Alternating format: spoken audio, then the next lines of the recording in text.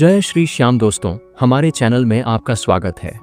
जो खाटू गांव आज पूरे भारत में प्रसिद्ध है, आज से लगभग 1000 साल पहले यह महज एक साधारण गांव था। यहाँ के लोग खेती बाड़ी करते, अपने मवेशी चराते और जिंदगी की सामान्य दिनचर्या में व्यस्त रहते थे। किसी को पता नहीं था कि उनकी धरती के नीचे एक ऐसा रहस्य छिपा है जो पूरी दुनिया की आस्था को हिला देगा। गांव में रहने वाला एक सामान्य किसान किशन लाल था। उसके पास एक सफेद गाय थी जिसका नाम धोलरी था। धोलरी अच्छे दूध के लिए पूरे गांव में प्रसिद्ध थी। किशन लाल हर सुबह उसे चराने के लिए गांव के बाहरी हिस्से में ले जाता था। लेकिन कुछ दिनों से एक अजीब बात हो रही थी। जब भी धोलरी खेत के एक खास हिस्से में पहुंचती, वह अचानक रुक जाती और उसके थनों से अपने आप दूध बहने लगता। यह केवल उसी जगह होता था, एक छोटे से टीले के पास, जहां सफेद बालू पत्थर बिखरे पड़े थे। पहले तो किशन लाल ने सोचा कि शायद गाय बीमार है। उसने गांव के पशु चिकित्सक को दिखाया, लेकिन धोलरी बिल्कुल स्वस्थ थी। फिर भी वही घटना रोज होती रहती। जब यह बात गांव में फैली तो लोग तरह तरह की बातें करने लगे। कुछ कहते थे कि यह कोई अशुभ संकेत है, कुछ कहते थे कि जमीन के नीचे कोई खजाना दबा है। लेकिन गांव की सबसे बुजुर्ग महिला 85 साल की दादी मां सुमित्रा देवी ने कुछ और ही कहा। जहां गाय यूं अपने आप दूध देती है, उन्होंने अपनी कांपती आवाज में कहा, वहां भगवान का कोई संकेत होता है। हमारे पुरखों ने कहा है कि जब धरती मां कुछ बताना चाहती है तो वह अपने निर्दोष प्राणियों के माध्यम से संदेश भेजती है। गांव के मुखिया राम सिंह चौहान ने सभी ग्रामीणों की एक सभा बुलाई। लंबी चर्चा के बाद तय हुआ कि उस जगह की खुदाई की जाए। यह निर्णय आसान नहीं था, क्योंकि अगर कुछ गलत हुआ तो पूरे गांव की बदनामी होती। लेकिन दादी मां सुमित्रा देवी के आग्रह पर और धोलरी के लगातार चमत्कार को देखते हुए गांव के युवाओं ने खुदाई शुरू की। पहले दिन केवल मिट्टी और पत्थर निकले। दूसरे दिन भी कुछ खास नहीं मिला। कुछ लोग हतोत्साहित होने लगे और कहने लगे कि यह व्यर्थ का प्रयास है। तीसरे दिन जब सूरज आसमान के मध्य में था, अचानक किशन लाल की कुदाली कुछ कठोर चीज से टकराई। जैसे ही उन्होंने मिट्टी साफ की, वहां काले पत्थर की एक आकृति दिखाई दी। जब पूरी तरह साफ किया गया तो सबके सामने एक अद्भुत दृश्य था। एक मानव सिर की आकृति जो पत्थर से बनी लगती थी, लेकिन उसमें एक अजीब सी दिव्यता थी। सिर के चेहरे पर एक शांत मुस्कान थी। आंखें बंद थीं, मगर ऐसा लगता था मानो वह देख रहे हों। माथे पर तिलक के निशान थे और पूरी मूर्ति से एक अलौकिक तेज निकल रहा था। यह देखते ही पूरे गांव में हलचल मच गई। बुजुर्ग महिलाएं खुशी के आंसू रोने लगीं। बच्चे डर और जिज्ञासा से देखने लगे। पुरुष श्रद्धा से सिर झुकाने लगे। दादी मां सुमित्रा देवी ने कहा, मैंने अपने दादाजी से सुना था कि युगों पहले यहां कोई महान आत्मा दफन की गई थी। आज वह प्रकट हुई है। यह कोई साधारण मूर्ति नहीं, यह किसी देवता का अवतार है। गांव के पंडित जी को बुलाया गया। उन्होंने मूर्ति को देखते ही कहा कि यह अवश्य ही किसी दिव्य शक्ति का प्रतीक है। उन्होंने मूर्ति को धूप दीप से पूजा की और कई दिनों तक नित्य आराधना करते रहे। 7वें दिन की रात खाटू के तत्कालीन राजा रूप सिंह चौहान को एक स्वप्न आया। स्वप्न में एक तेजस्वी पुरुष ने उनसे कहा, राजन, मैं हूं बर्बरीक, जिसे लोग अब श्याम के नाम से जानेंगे। महाभारत काल में मैंने अपने प्राणों की आहुति दी थी धर्म की रक्षा के लिए। श्री कृष्ण ने मुझे वरदान दिया था कि कलयुग में मैं उनके नाम से पूजा जाऊंगा। आज वह समय आया है। मेरे लिए एक भव्य मंदिर का निर्माण करो। मैं यहाँ हारे हुओं का सहारा बनूंगा। राजा रूप सिंह चौहान ने तुरंत मंदिर के निर्माण का आदेश दिया। सन 1027 ईस्वी में फाल्गुन शुक्ल एकादशी के शुभ दिन वह पवित्र मूर्ति मंदिर में स्थापित की गई। गांव के लोग नहीं जानते थे कि यह सिर महाभारत के उस वीर योद्धा का था, जिसने युद्ध में भाग न लेकर भी पूरे युद्ध को प्रभावित किया था, जिसकी वीरता, त्याग और न्यायप्रियता की कहानी आज भी अनकही है। समय की गहराई में जाकर हमें पहुंचना होगा महाभारत काल में।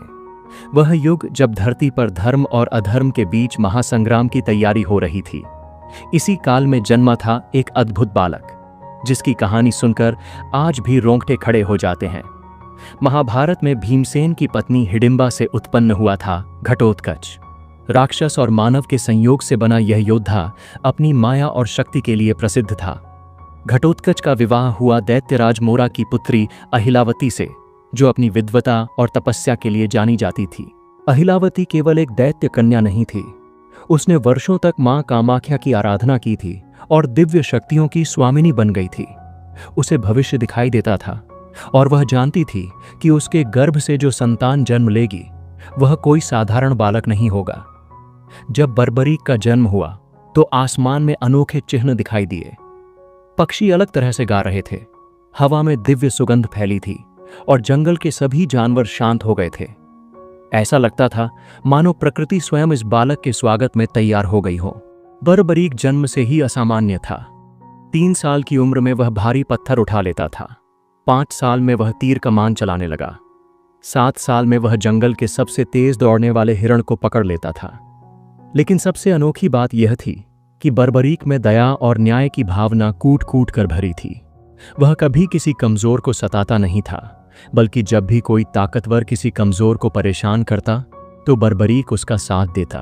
एक दिन मां अहिलावती ने बर्बरीक से पूछा, पुत्र, यदि तुम्हें कभी किसी युद्ध में जाना पड़े तो तुम किसका साथ दोगे? बर्बरीक ने बिना झिझक के उत्तर दिया, मां, मैं हमेशा सही का साथ दूंगा, लेकिन युद्ध में अक्सर यह पता करना कठिन होता है कि सही क्या है। अहिलावती ने समझाया, क्या तुम मेरा एक वचन मानोगे?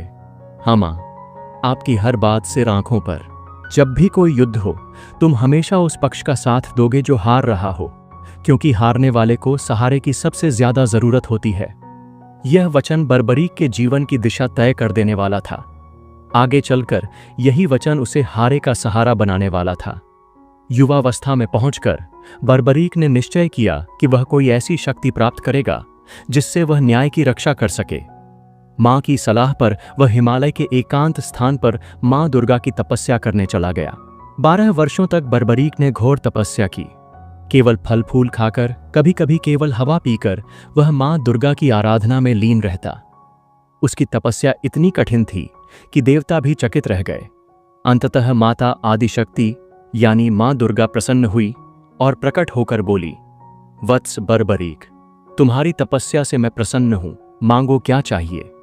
बर्बरीक ने हाथ जोड़कर कहा, माता, मुझे ऐसी शक्ति दीजिए जिससे मैं अकेले ही किसी भी अन्याय का अंत कर सकूं। मां दुर्गा मुस्कुराई और बोली, तथास्तु, मैं तुम्हें 3 दिव्य बाण देती हूं। पहला बाण उन सभी को चिह्नित करेगा जिन्हें तुम मारना चाहते हो। दूसरा बाण उन सभी को चिह्नित करेगा जिनकी तुम रक्षा करना चाहते हो। और तीसरा बाण उन सभी को नष्ट कर देगा जो पहले बाण द्वारा चिह्नित हैं। यह बाण कोई साधारण अस्त्र नहीं थे, इनमें दिव्य शक्ति थी। जब महाभारत युद्ध की तैयारी हुई तो बर्बरीक ने भी युद्ध में जाने का निर्णय लिया। उसके पास 3 दिव्य बाण थे, एक दिव्य धनुष था और सबसे बढ़कर मां का वचन था कि वह हारने वाले का साथ देगा। बर्बरीक जानता था कि इस युद्ध में उसके ही परिवार के लोग आमने सामने हैं। एक तरफ उसके पितामह भीम और पांडव, दूसरी तरफ कौरव। लेकिन उसके लिए यह पारिवारिक युद्ध नहीं था, यह धर्म और अधर्म के बीच का संघर्ष था। भगवान श्री कृष्ण सर्वज्ञ थे। वे जानते थे कि यदि बर्बरीक युद्ध में भाग लेगा तो क्या होगा। बर्बरीक पहले हारने वाले पक्ष का साथ देगा, उसके साथ आने से वह पक्ष जीतने लगेगा। फिर वह दूसरे, जो अब हार रहा है, उस पक्ष का साथ देगा। यह प्रक्रिया तब तक चलेगी जब तक सिर्फ बर्बरीक न बचे। इसका परिणाम होगा सभी योद्धा मर जाएंगे, केवल बर्बरीक जीवित रहेगा। यह धर्म स्थापना का उद्देश्य नहीं था। श्री कृष्ण ने एक वृद्ध ब्राह्मण का रूप धारण किया और बर्बरीक के मार्ग में प्रकट हुए। वत्स, कहां जा रहे हो? उन्होंने पूछा। आदरणीय ब्राह्मण जी, बर्बरीक ने सम्मान से उत्तर दिया, मैं कुरुक्षेत्र जा रहा हूं। वहां महान युद्ध हो रहा है, किंतु तुम्हारे पास तो केवल 3 बाण हैं। कृष्ण ने आश्चर्य से कहा, इतने बड़े युद्ध के लिए यह कैसे पर्याप्त हैं? बर्बरीक मुस्कुराया, आदरणीय, यदि 1 बाण से काम हो जाए तो बाकी 2 व्यर्थ हैं। यदि 2 से काम हो जाए तो तीसरा व्यर्थ है, और यदि तीनों का प्रयोग करना पड़े तो समझिए कि सारा संसार ही समाप्त हो जाएगा। श्री कृष्ण ने बर्बरीक की शक्ति की परीक्षा लेने के लिए कहा, यदि तुम इतने महान धनुर्धर हो तो इस पीपल के वृक्ष के सभी पत्तों को एक साथ भेद कर दिखाओ। बर्बरीक ने आंखें बंद करके ध्यान लगाया। उसने पहला बाण छोड़ा। बाण ने तुरंत पेड़ के हर पत्ते को चिह्नित कर दिया और फिर श्री कृष्ण के पैर के चारों ओर मंडराने लगा। यह बाण मेरे पैर के चारों ओर क्यों घूम रहा है? श्री कृष्ण ने पूछा। क्योंकि आपके पैर के नीचे एक पत्ता है जिसे मैंने देखा नहीं था, बर्बरीक ने कहा। कृपया पैर हटाइए, नहीं तो बाण आपके पैर को भी भेद देगा। श्री कृष्ण चकित रह गए। उन्होंने वास्तव में एक पत्ता पैर के नीचे दबा रखा था। जैसे ही उन्होंने पैर हटाया, बाण ने उस पत्ते को भी बेध दिया। अब श्री कृष्ण समझ गए कि बर्बरीक की शक्ति वास्तव में असीमित है। उन्होंने कहा, वीर बर्बरीक, युद्ध से पहले महान योद्धा को दान करना आवश्यक है। क्या तुम अपना शीश दान करोगे? बर्बरीक ने संदेह से पूछा। कोई साधारण ब्राह्मण इतना बड़ा दान नहीं मांग सकता। आप कौन हैं? तब श्री कृष्ण ने अपना दिव्य रूप प्रकट किया। चारों ओर तेज फैल गया। आकाश में शंख की ध्वनि गूंजी और देवता पुष्प बरसाने लगे। प्रभु, बर्बरीक ने भक्ति से सिर झुकाया। आपकी आज्ञा शिरोधार्य है, लेकिन एक अंतिम इच्छा है। कहो वत्स। मैं यह महान युद्ध देखना चाहता हूं। श्री कृष्ण ने बर्बरीक को वरदान दिया, तुम्हारा शीश एक पहाड़ी पर रखा जाएगा, जहां से तुम पूरा युद्ध देख सकोगे, और कलयुग में तुम मेरे ही नाम श्याम से पूजे जाओगे। तुम्हारी शक्ति, तुम्हारा त्याग और तुम्हारी न्यायप्रियता हमेशा के लिए अमर हो जाएगी। बर्बरीक ने प्रसन्नता पूर्वक अपना शीश काटकर श्री कृष्ण को समर्पित कर दिया। श्री कृष्ण ने उस शीश को अमृत से सींचा और उसे एक पहाड़ी पर स्थापित कर दिया। पूरे 18 दिन का युद्ध बर्बरीक के शीश ने देखा। युद्ध के अंत में जब युधिष्ठिर ने पूछा कि युद्ध में सबसे महान योद्धा कौन था, तो बर्बरीक के शीश ने उत्तर दिया, मुझे युद्ध में केवल भगवान श्री कृष्ण का सुदर्शन चक्र ही घूमता दिखाई दिया, जो शत्रु सेना का वध कर रहा था। उनके अपने शब्दों में, वे युद्ध में किसी भी योद्धा को लड़ते हुए नहीं देख रहे थे, बल्कि केवल श्री कृष्ण के सुदर्शन चक्र को ही सभी की गर्दन काटते हुए देख रहे थे। बर्बरीक का शीश युद्ध के बाद अंतर्धान हो गया। श्री कृष्ण का वरदान था कि वह कलयुग में पुनः प्रकट होगा। सदियां बीती, युग बदले, लेकिन वह महान आत्मा धरती के गर्भ में छुपी रही, जब तक कि खाटू गांव में एक गाय के चमत्कार ने उसे पुनः प्रकाश में नहीं लाया। खाटू गांव में बर्बरीक के शीश की खोज के बाद जो घटनाएं हुईं, वे न केवल आश्चर्यजनक थीं, बल्कि इतनी रहस्यमय थीं कि आज भी वैज्ञानिक इनकी व्याख्या नहीं कर सकते। राजा रूप सिंह चौहान का स्वप्न केवल एक सामान्य सपना नहीं था। जब उन्होंने आंखें खोली तो उनके माथे पर तिलक का निशान था, बिल्कुल वैसा ही जैसा उस दिव्य पुरुष के माथे पर था जिसने स्वप्न में दर्शन दिए थे। यह देखकर रानी नर्मदा कंवर भी चकित रह गईं। अगली सुबह राजा ने पूरे राज्य में घोषणा करवाई कि खाटू में एक भव्य मंदिर का निर्माण होगा, लेकिन यह कोई साधारण मंदिर नहीं होगा। यह कलयुग के सबसे महान संरक्षक का धाम होगा। मंदिर के निर्माण में कई अलौकिक घटनाएं हुईं। जब शिल्पकार पत्थर काटने आए तो उन्होंने देखा कि कुछ पत्थर अपने आप एक खास आकार में कट जाते थे। मकराना संगमरमर के जो टुकड़े लाए गए थे, उनमें से कुछ पर प्राकृतिक रूप से श्री कृष्ण के चिन्ह बने हुए थे। सबसे आश्चर्यजनक बात यह थी कि जहां शीश मिला था, वहीं पास में एक कुंड अपने आप बन गया था। यह कुंड रातों रात बना था और इसमें निरंतर मीठा पानी भरा रहता था, बिना किसी दिखाई देने वाले जल स्रोत के। यह कुंड कभी सूखता नहीं, चाहे कितना भी भयानक अकाल हो।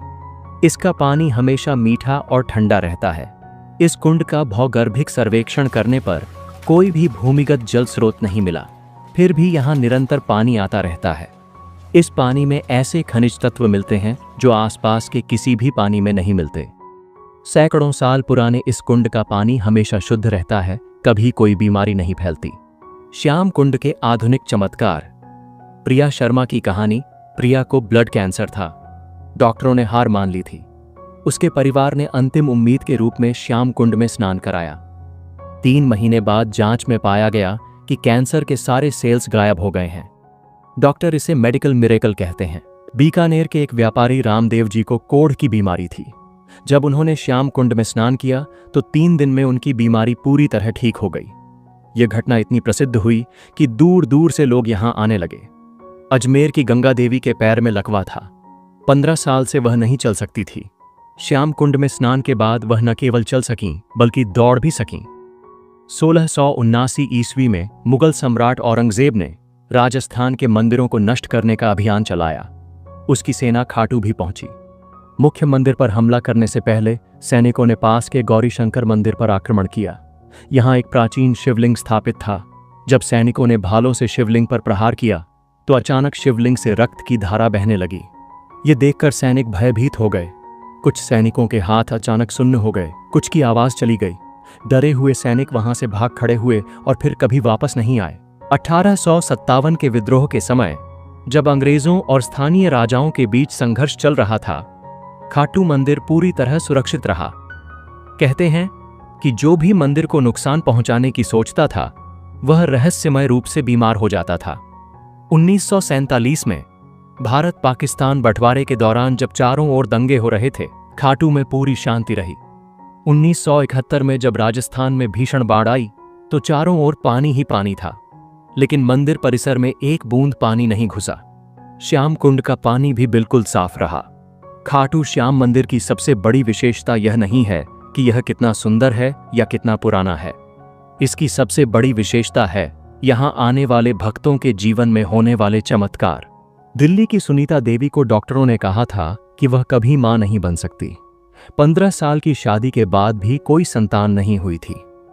सास ससुर का ताना, पति का गुस्सा और समाज का तिरस्कार, सब कुछ झेलते झेलते वह टूट गई थी। एक बार उसकी सहेली ने उसे श्याम बाबा के बारे में बताया। सुनीता ने सोचा कि अब तो सब कुछ आजमा चुकी है, एक बार यहां भी चलकर देख लेती है। जब सुनीता खाटू पहुंची तो उसके सामने एक अनोखा दृश्य था। एक औरत अपने नवजात बच्चे को लेकर श्याम बाबा के सामने खड़ी थी और कह रही थी, बाबा, आपने मुझे यह संतान दी है, इसे आपका आशीर्वाद हमेशा मिलता रहे।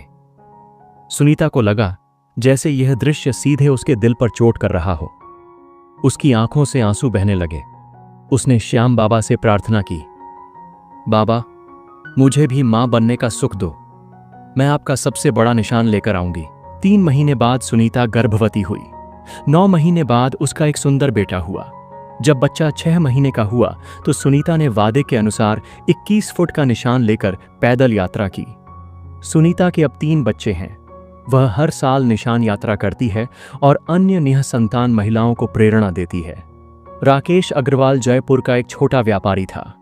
उसकी कपड़े की दुकान में बहुत कम ग्राहक आते थे। उस पर 5 लाख रुपए का कर्ज हो गया था। साहूकार परेशान कर रहे थे, दुकान बंद करने की नौबत आ गई थी। राकेश की मां ने कहा, बेटा, एक बार श्याम बाबा के दर्शन करके आ, हमारे परिवार में सभी का भला हुआ है वहां जाने से।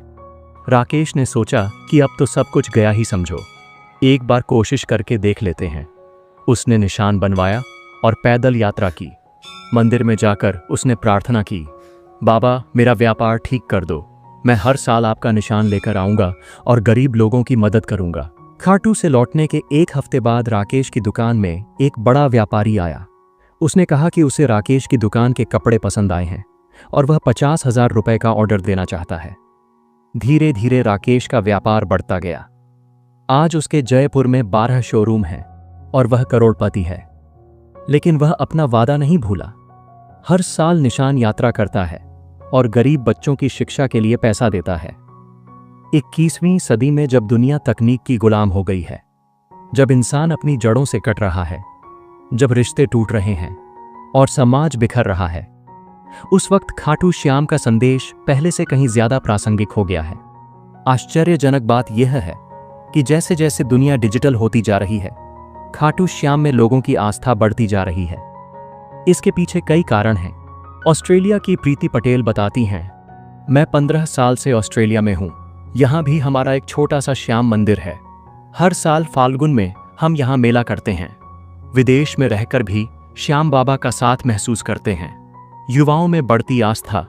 आश्चर्यजनक बात यह है कि आज के युवा जो अक्सर धर्म से दूर रहते हैं, वे श्याम बाबा की तरफ आकर्षित हो रहे हैं।